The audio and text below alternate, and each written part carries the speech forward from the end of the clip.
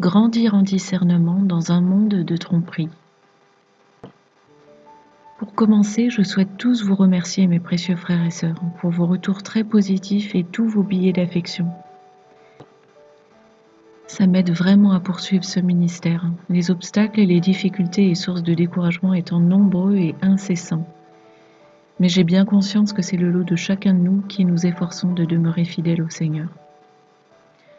Le Seigneur attire de plus en plus notre attention sur le thème dit de la grande tromperie, qui est prophétisé sur notre ère de l'Église, et tout particulièrement sur la fin de cette ère dans laquelle nous vivons et qu'on appelle de façon trompeuse d'ailleurs, fin des temps. Me revoilà donc sur le sujet du discernement, comme poussé par une impérieuse nécessité, qui surpasse ma lassitude et ma fatigue intense. Je vous propose d'explorer d'autres éléments de discernement en complément de ce que j'ai partagé dans ma précédente vidéo. Vous comprendrez aisément, après avoir suivi mon premier exposé sur ce sujet, que ce thème prophétique de grande tromperie recouvre de multiples dimensions d'interprétation, une fois encore, se manifestant selon plusieurs échelles de temps, diverses ampleurs et de multiples domaines, mais aussi dans le royaume physique et le royaume spirituel. Et d'ailleurs en plaçant ce dernier en premier, contrairement à notre réflexion logique humaine spontanée. Ce qui est remarquable, c'est que cette tromperie n'a cessé de s'accroître et s'aggraver à travers les âges et qu'aujourd'hui, du fait des outils de communication très avancés à notre disposition notamment, nous arrivons à un stade de l'histoire de l'humanité où cette grande tromperie atteint son paroxysme dans tous les aspects qu'elle revêt.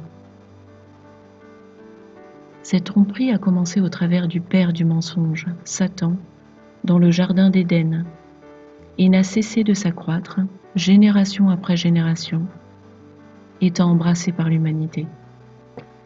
Cette tromperie a emprisonné les masses dans de fausses croyances, des doctrines perverties et des conceptions viciées du bien et du mal, et les a livrées à la domination de Satan. Aujourd'hui, cette tromperie est en train d'arriver à son comble.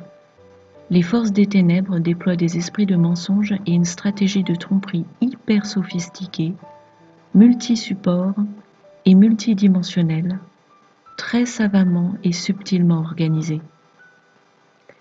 Plus Satan développe des stratégies avancées pour tromper l'humanité et nous maintenir sous la coupe de son esclavage, et plus notre Dieu libère de sa gloire sur ce monde, afin que ses enfants puissent avoir le dessus.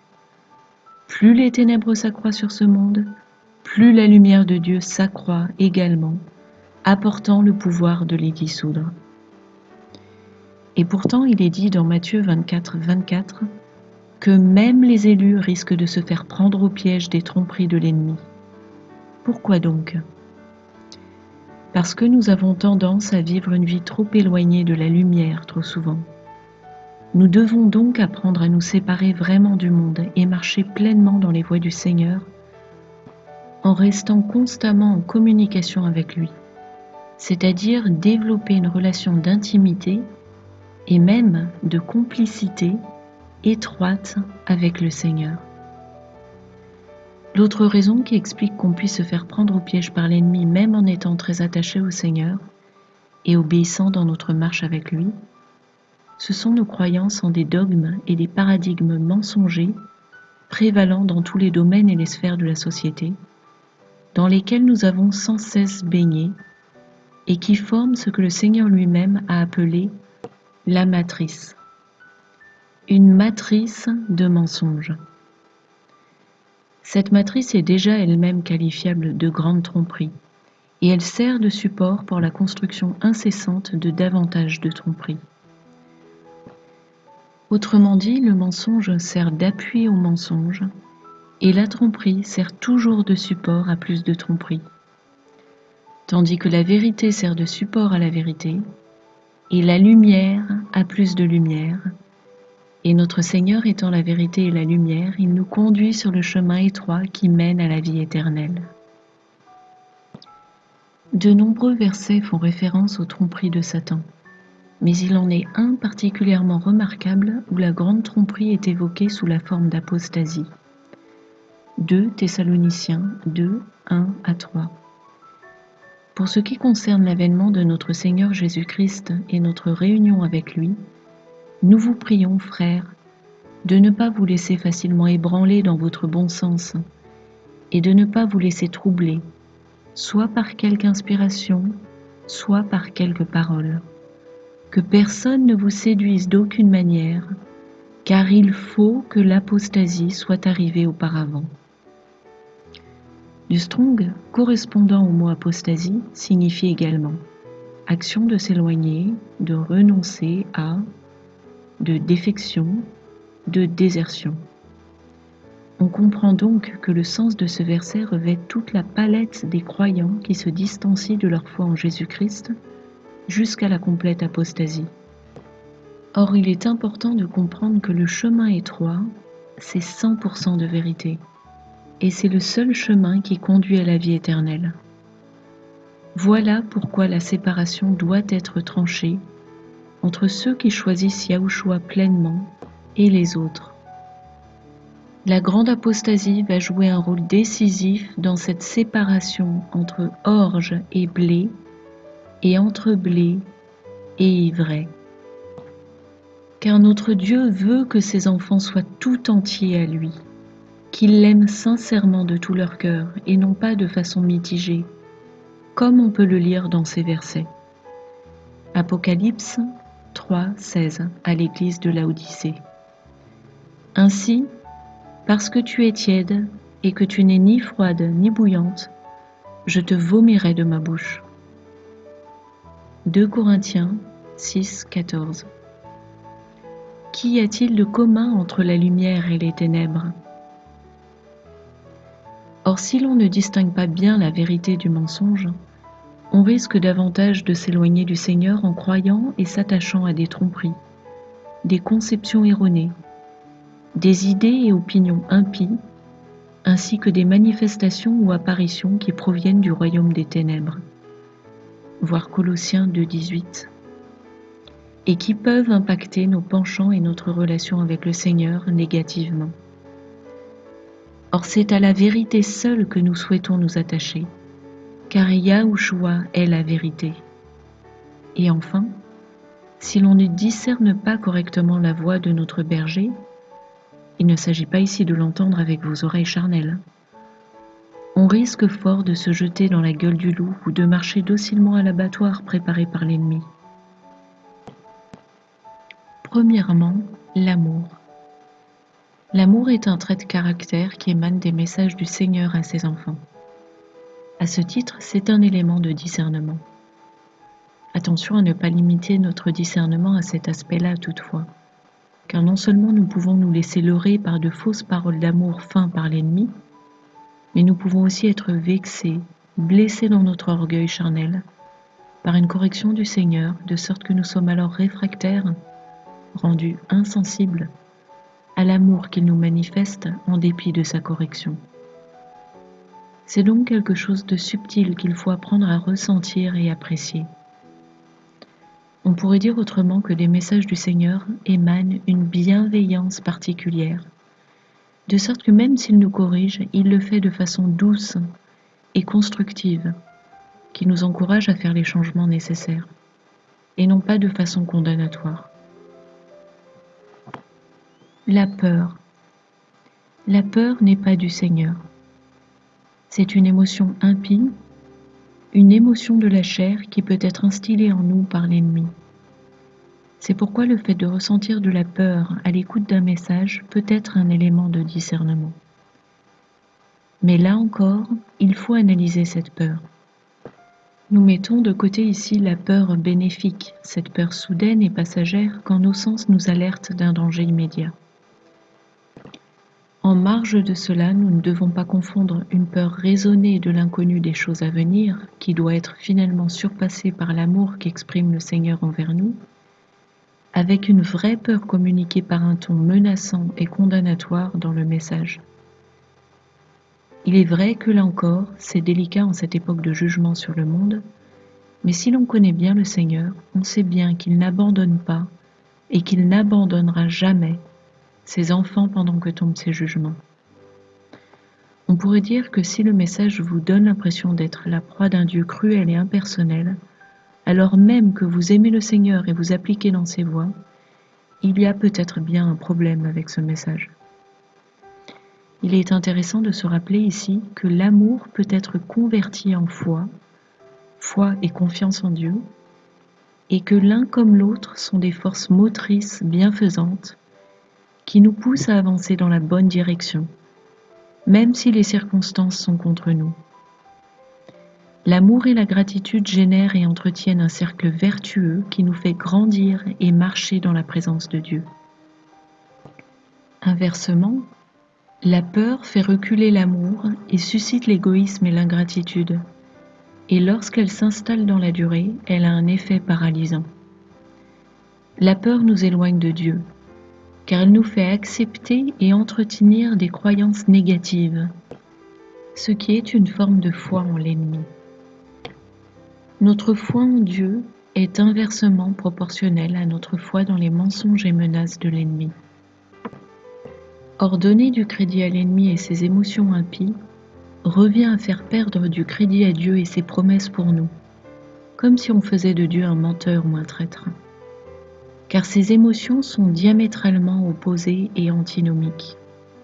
Autrement dit, accepter et faire sienne des émotions impies, c'est déjà faire une brèche dans notre armure spirituelle, car on commence alors à faire alliance avec l'ennemi et on lui donne donc du pouvoir sur soi. Bref, comme on peut le voir, c'est un cercle vicieux. Lorsque nos craintes surpassent notre foi et confiance en Dieu, nous donnons à l'ennemi le pouvoir de nous nuire, et même éventuellement de réaliser sur nous précisément ce que nous craignons. De là, on comprend mieux en quoi la peur est une véritable arme, pas seulement psychologique, mais spirituelle, que l'ennemi peut utiliser puissamment contre nous si on le laisse faire. Troisièmement, les figures de style linguistique. Jésus a utilisé beaucoup de figures de style pour enseigner ses disciples. Si l'on ne comprend pas cela ou si on l'oublie dans la lecture des évangiles, on risque d'avoir bien du mal à discerner ce que Jésus voulait communiquer comme enseignement. Nous savons que Jésus parlait en paraboles remplies de métaphores. Si l'on reste terre à terre, au premier degré, la parabole n'enseignera rien d'utile spirituellement, et elle peut même nous induire en erreur dans son enseignement. Les symboles et les métaphores doivent être correctement identifiés pour pouvoir décoder le sens et l'enseignement transmis par la parabole. Il est un autre exemple remarquable sur lequel beaucoup butent, l'hyperbole. L'hyperbole est une figure de style qui consiste à exagérer volontairement quelque chose jusqu'au grotesque ou jusqu'à choquer, de façon à en souligner l'importance et marquer les esprits. Lorsque Jésus a dit en Luc 14, 26 « Si quelqu'un vient à moi, et s'il ne hait pas son père, sa mère, sa femme, ses enfants, ses frères et ses sœurs, et même sa propre vie, il ne peut être mon disciple. » Est-il en train de prêcher la haine de nos proches pour entrer dans le royaume des cieux? Évidemment non. Il est seulement en train d'utiliser une figure de style appelée hyperbole. La capacité à identifier et saisir les figures de style utilisées par le Seigneur est donc un élément important de discernement. Quatrièmement, les Écritures, notre fil à plomb. La parole de Dieu est la vérité.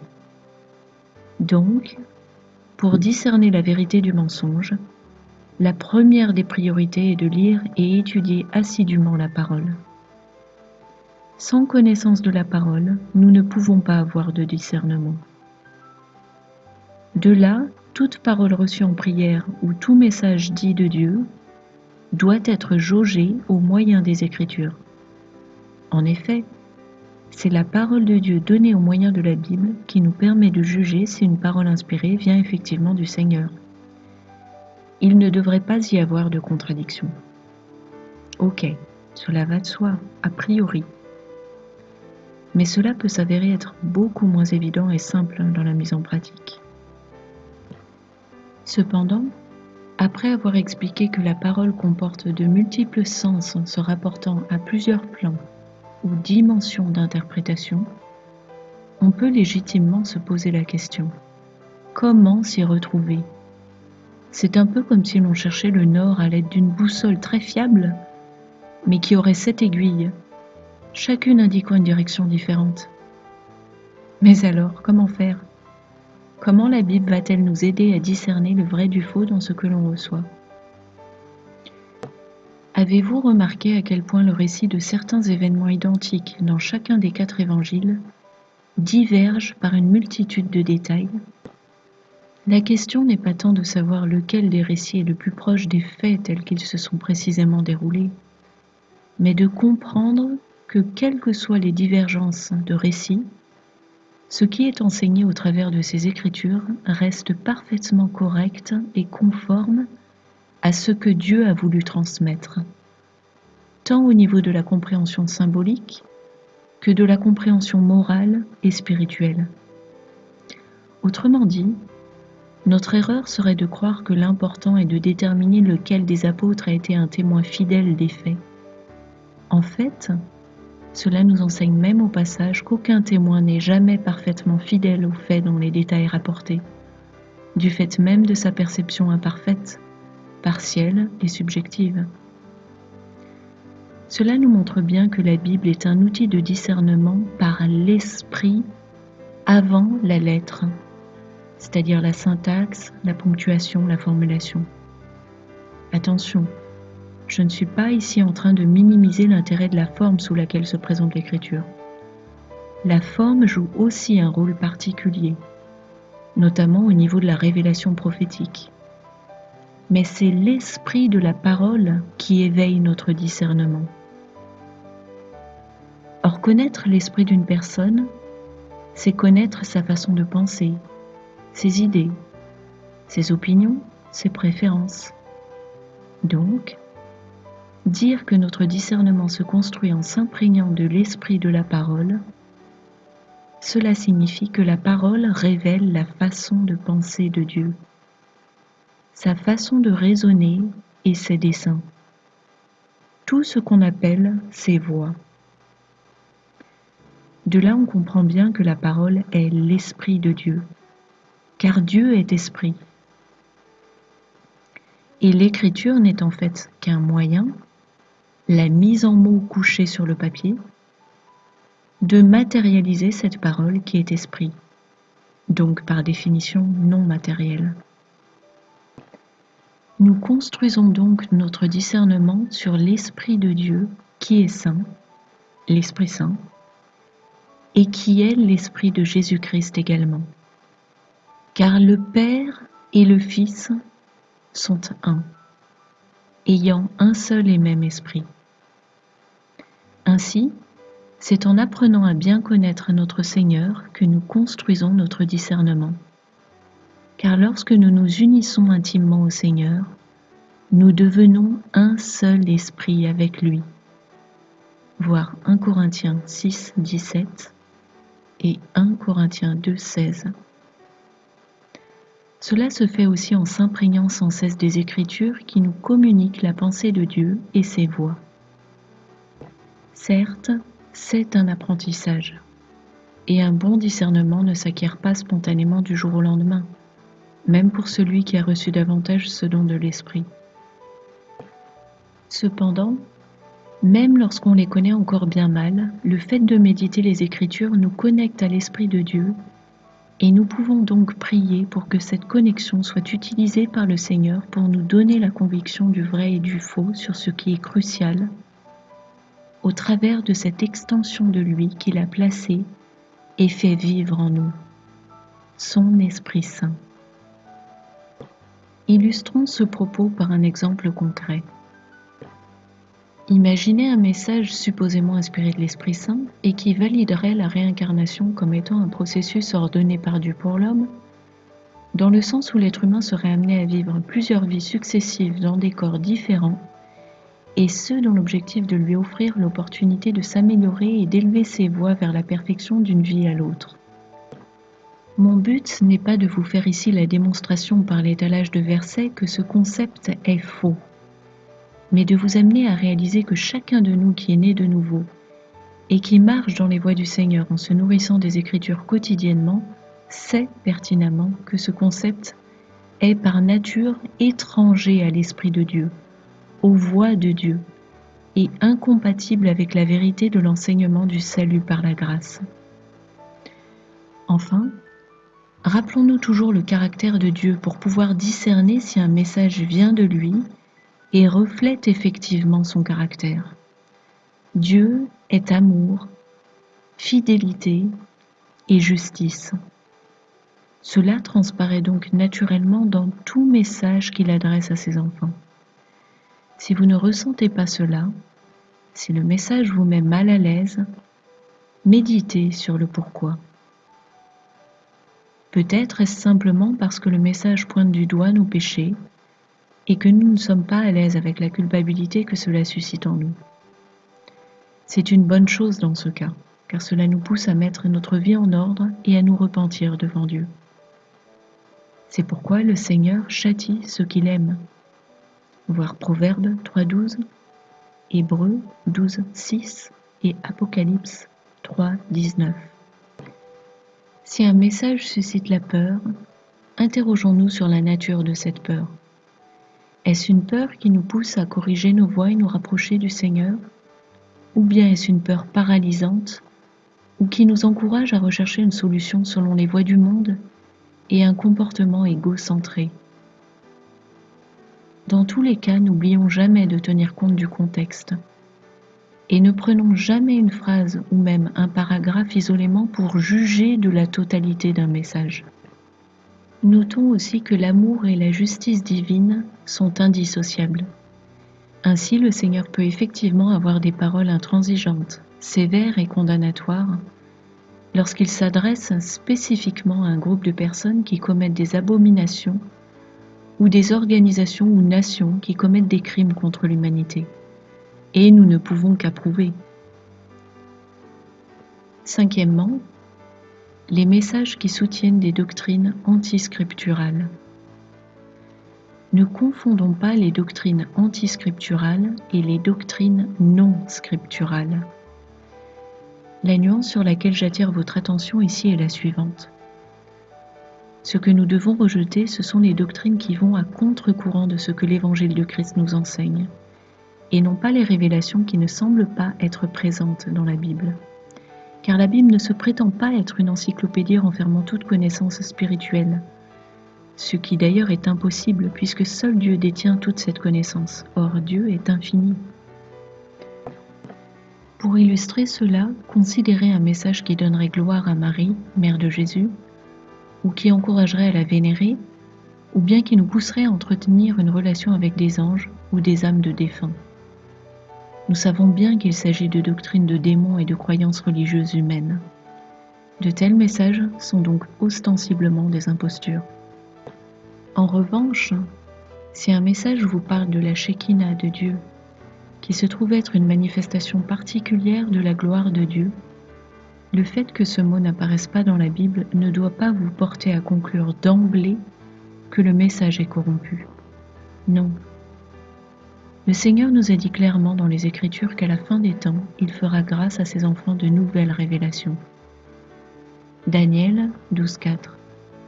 Toi, Daniel, tiens secrète ces paroles, et scelle le livre jusqu'au temps de la fin. Plusieurs alors le liront, et la connaissance augmentera. Daniel 12.9. Il répondit, Va, Daniel, car ces paroles seront tenues secrètes et scellées jusqu'au temps de la fin. Apocalypse 10.4. Et quand les 7 tonnerres eurent fait entendre leur voix, j'allais écrire. Et j'entendis du ciel une voix qui disait, Scelle ce qu'ont dit les 7 tonnerres, et ne l'écris pas. Actes 2.17. Dans les derniers jours, dit Dieu, je répandrai de mon esprit sur toute chair. Vos fils et vos filles prophétiseront. Vos jeunes gens auront des visions, et vos vieillards auront des songes. Nous voyons bien que les Écritures annoncent sans ambiguïté qu'à la fin des temps, Dieu va révéler aux hommes de nouvelles choses. Ce qui peut être hautement perturbant pour certains, c'est lorsqu'une notion ou un terme est repris par l'ennemi avant même que le peuple de Dieu ne le connaisse. C'est le cas du terme Shekinah, par exemple. L'ennemi se l'est approprié depuis fort longtemps, de sorte que si vous faites des recherches sur le web, vous retrouverez ce terme associé à beaucoup de choses impies et ésotériques. Rappelons-nous que Satan était à l'origine un ange de très haut degré, un chérubin, qui avait sa place tout près du trône de Dieu. Voir Ézéchiel 28, 2 à 19. Et il rayonnait avec éclat de la gloire divine. Il a donc eu accès à de nombreux secrets et les révèle à qui il veut. De surcroît, comme il sait parfaitement que la connaissance est une source de pouvoir et est un moyen donc de dominer les peuples, il a fait en sorte que ceux parmi les hommes qui ont fait le choix de le servir dissimulent d'énormes quantités de connaissances en retranchant des livres dits apocryphes, des écrits divins sacrés par exemple, mais aussi en dissimulant dans des lieux secrets, sous les fondations du Vatican et de nombreuses cathédrales à travers le monde par exemple, mais aussi dans de nombreuses bases secrètes souterraines, des artefacts qui témoignent de la vérité sur l'histoire de l'humanité et toutes ces interactions passées et hybridations avec le monde spirituel déchu, le royaume des ténèbres.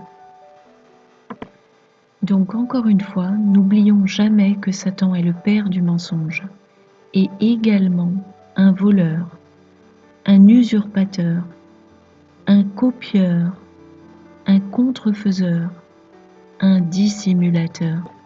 Ce n'est pas par hasard que deux institutions mondialistes sataniques qui servent la mise en place du NOM, le Nouvel Ordre Mondial, l'ONU et l'OMS en l'occurrence, ont pour logo la carte de la Terre plate, et non un planisphère ou un globe aplati. Toutes ces connaissances cachées dont dispose l'ennemi seront mises à profit pour entraîner l'humanité, y compris si possible les élus, dans une ultime grande tromperie, un vaste mensonge planétaire et multifacette, voir 2 Thessaloniciens 2, 1 à 3, dans les temps qui arrivent très vite, au cours des 7 années de grande tribulation. Petite remarque à propos des doctrines supposément non scripturales. Certains pensent qu'appliquer en esprit par la prière le sang purificateur et protecteur de Yahushua sur sa maison, c'est bien, et soi-même n'est pas scriptural. Pourtant, il ne s'agit nullement d'une nouvelle révélation. Dieu a montré l'exemple par l'histoire des Israélites.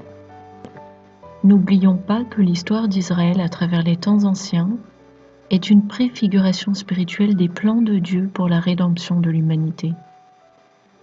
Ainsi, tout comme chacun sait que l'agneau sans défaut immolé et dont le sang a été appliqué sur les portes des Israélites pour les protéger de l'ange de la mort, juste avant leur fuite d'Égypte, était une représentation de Jésus-Christ, l'agneau de Dieu immolé à la croix, le sang de Jésus, Yahushua, peut être appliqué spirituellement pour nous protéger, nous et nos biens.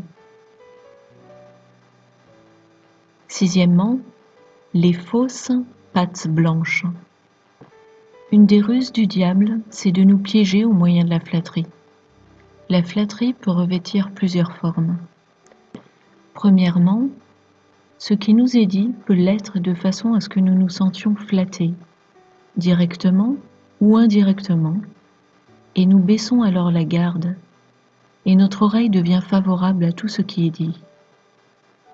Deuxièmement, par ailleurs, ce peut être un message qui commence à dire du bien des Écritures et les citer.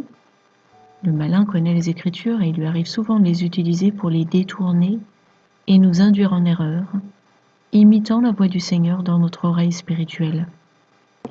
Troisièmement, n'acceptons jamais un texte qui s'élève présomptueusement au-dessus des Écritures, nous faisant croire que nous avons l'honneur d'avoir accès à ce qu'il y a de plus avancé, de mieux, prétextant que les Écritures sont altérées ou désuètes, ou très incomplètes et dépassées, au point qu'il faudrait désormais prioriser un autre document, un autre texte, un nouvel enseignement. Non. Les Écritures, transcription de la parole, ne seront jamais désuètes, ni dépassées, ni détrônées par quelque autre texte ou doctrine. Pourquoi ? Tout simplement parce que la parole de Dieu est parfaite et immuable, et qu'elle est l'esprit de Yahushua, le Seigneur des Seigneurs et le Roi des Rois. Depuis longtemps, de nombreux documents de l'ennemi et leurs fausses doctrines essaient de se faire passer pour supérieurs à la parole et prévalent sur elle auprès des fidèles de diverses religions. On peut le voir de façon ostensible chez les témoins de Jéhovah, étant très encadrés via leurs publications périodiques, et à des degrés très variables, donc de façon moins ostensible, dans le catholicisme, englobant des fidèles aux croyances très disparates de nos jours, via le catéchisme et sa littérature et ordonnances émanant du Vatican. Aujourd'hui plus que jamais, de nouveaux documents inspirés émergent et se répandent rapidement par le biais d'Internet et en trompent beaucoup. Ces documents inspirés par le royaume des ténèbres se font passer pour des écrits d'origine divine, tels le dit Troisième Testament ou le dit Livre de vie de l'agneau, et ils brouillent la visibilité de certains livres dits apocryphes et qui, eux, émanent réellement du trône de Dieu. Septièmement, les authentiques documents divins. L'ennemi cherche par tous les moyens à leur faire de l'ombre, car ces écrits apocryphes tels que le livre d'Enoch sont réservés spécifiquement à notre génération. Oui, Dieu a permis qu'ils soient écartés par des hommes malveillants et comploteurs, car ils étaient destinés à la génération des derniers temps. Voilà pourquoi ils reviennent maintenant sur le devant de la scène. L'Esprit Saint agit pour les amener à notre connaissance et nous donner le désir de les découvrir. Nous ne devrions pas craindre de reconnaître l'origine divine de tout document indiqué comme référence dans la Bible, et tout particulièrement le livre d'Enoch, que le Seigneur cite régulièrement à ses messagers contemporains et qui se trouve cité dans Jude 1, 14 et 15. C'est aussi pour eux qu'Enoch, le septième depuis Adam, a prophétisé en ces termes. Voici, le Seigneur est venu avec ses saintes myriades pour exercer un jugement contre tous et pour faire rendre compte à tous les impies parmi eux de tous les actes d'impiété qu'ils ont commis et de toutes les paroles injurieuses qu'ont proférées contre eux des pécheurs impies. Il se trouve que nous sommes plusieurs à avoir été encouragés par l'Esprit à lire ou relire en cette saison avancée le livre d'Enoch. Et le Seigneur a donné une parole explicite à sa messagère, Mary, dans laquelle il réaffirme une fois de plus que ce livre a été inspiré par son esprit à Enoch pour notre génération et qu'il contient des révélations que les enfants de Dieu doivent connaître.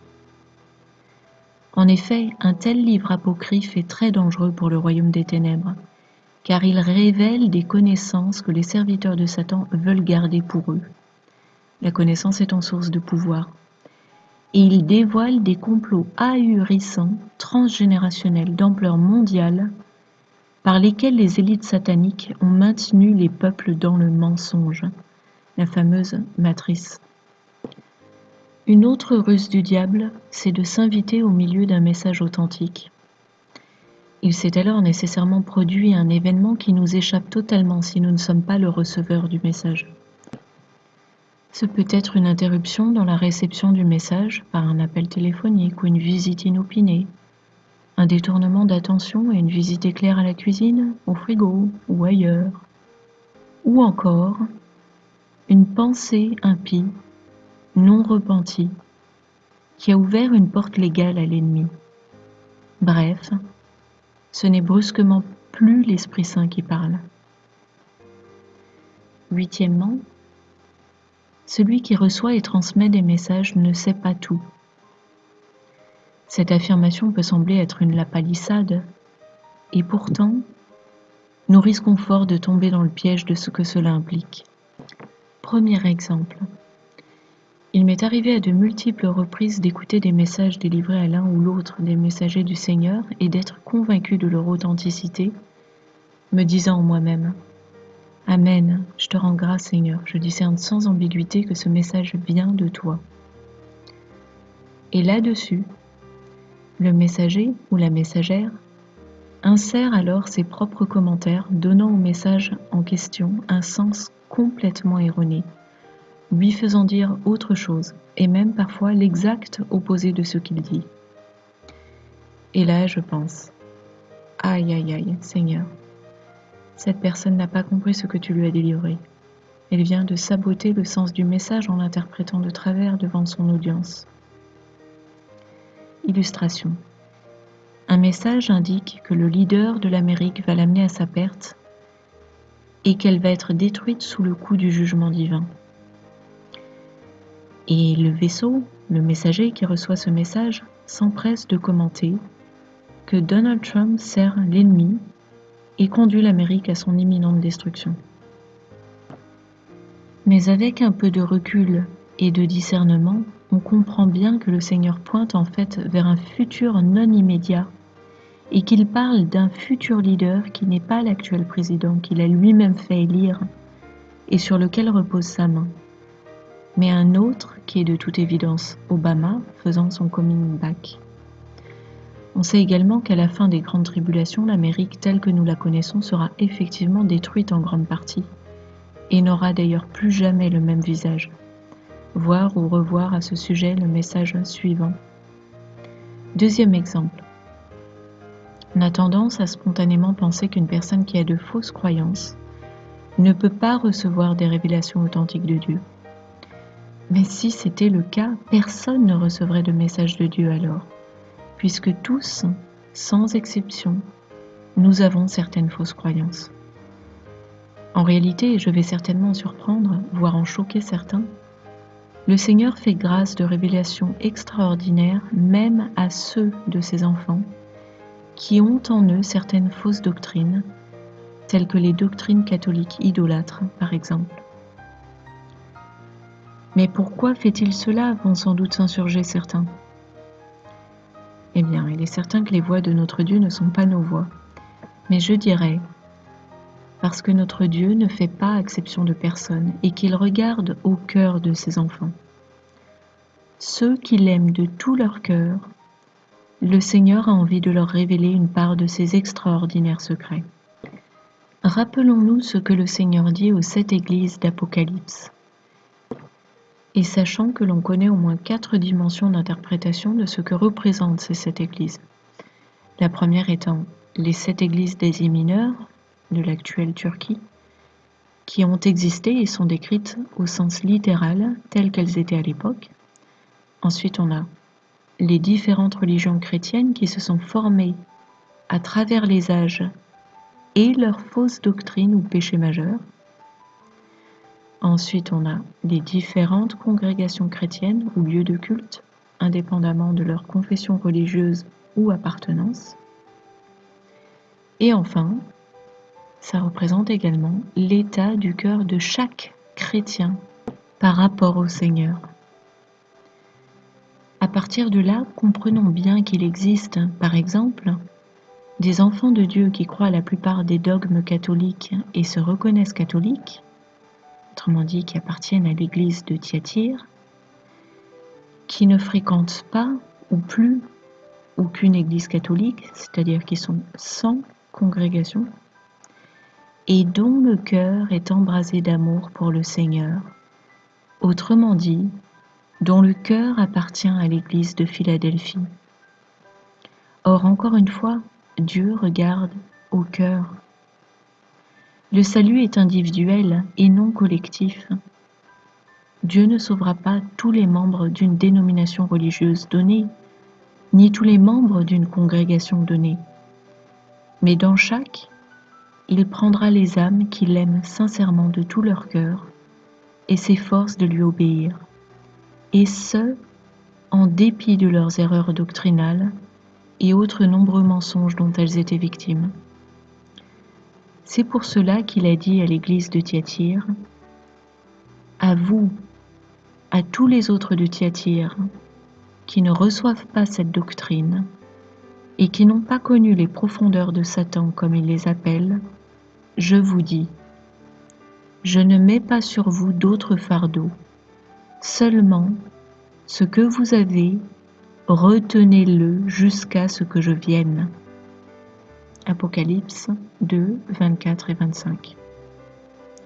En outre, pendant des siècles, le christianisme a été emprisonné dans le carquois de l'Église catholique et orthodoxe, et personne n'avait vraiment la possibilité d'être affranchi de ses institutions et leurs dogmes dans son approche de Dieu, la Bible étant très longuement restée en langue morte, et seul le clergé y avait accès, et le droit d'en détenir le texte. Les croyants en Christ étaient donc remplis de fausses doctrines religieuses et d'idolâtrie. Pourtant, le Seigneur a fait preuve de miséricorde et s'est révélé puissamment à certains de ses pieux enfants à travers les âges. Il leur a délivré des révélations glorieuses qui commencent aujourd'hui à refaire surface et se répandre, car l'heure est venue pour le peuple de Dieu d'être puissamment éclairé. Aujourd'hui encore, le Seigneur choisit tout type de chrétiens pour se révéler, puisque tous nous avons de fausses croyances, qu'elles proviennent de l'Église catholique ou d'autres religions chrétiennes, ou qu'elles proviennent des médias, qui sont aussi un outil de tromperie et de manipulation entre les mains de Satan. Bref, il n'y a pas de favoritisme avec le Seigneur, car nous sommes tous dans l'erreur à des degrés variables, et même malgré nous, c'est-à-dire même lorsqu'on a la vérité très à cœur.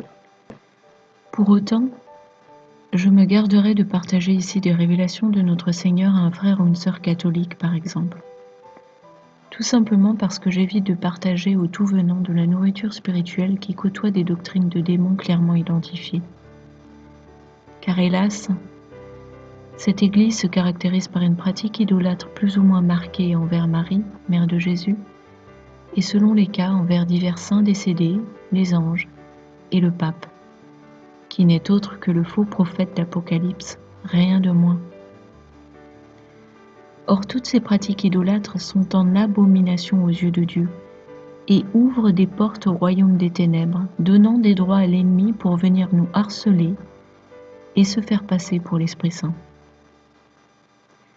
En marge de cela, nos frères qui sont dans le catholicisme tendent à croire, naturellement mais à tort, que des messages et révélations de Dieu donnés à un membre de cette Église, des membres qu'ils appellent mystiques, témoigneraient de l'approbation par Dieu pour l'Église catholique, ce qui les rend fiers de leur religion et les pousse à la défendre. En fait, c'est là une conception erronée. Dieu n'approuve que la vérité, et la religion s'en éloigne à des degrés variables jusqu'à l'extrême opposé. Le Seigneur ne délivre jamais un message à personne dans le but d'apporter la gloire à une doctrine religieuse humaine, quelle qu'elle soit. Ceux qui croient cela sont encore prisonniers de leur fierté charnelle et d'un esprit religieux. Hélas, le Vatican a toujours utilisé les expériences spirituelles de fidèles nés dans le catholicisme pour couvrir leur identité satanique, se rendre gloire et s'assurer la fidélité de nos frères et sœurs catholiques. Neuvièmement, avoir l'onction prophétique ne signifie pas être approuvé de Dieu. On lit en Matthieu 7, 21 à 23, « Ceux qui me disent « Seigneur, Seigneur » n'entreront pas tous dans le royaume des cieux, sous-entendu, attends pour les noces de l'agneau. Mais celui-là seul qui fait la volonté de mon Père qui est dans les cieux. Plusieurs me diront en ce jour-là, Seigneur, Seigneur, n'avons-nous pas prophétisé par ton nom? N'avons-nous pas chassé des démons par ton nom? Et n'avons-nous pas fait beaucoup de miracles par ton nom? Alors je leur dirai ouvertement, je ne vous ai jamais connu. Retirez-vous de moi, vous qui commettez l'iniquité.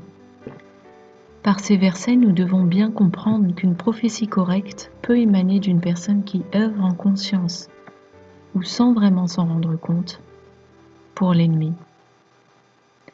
Tout simplement parce que le Seigneur donne généreusement ses dons, mais qu'il ne retire à personne son libre arbitre.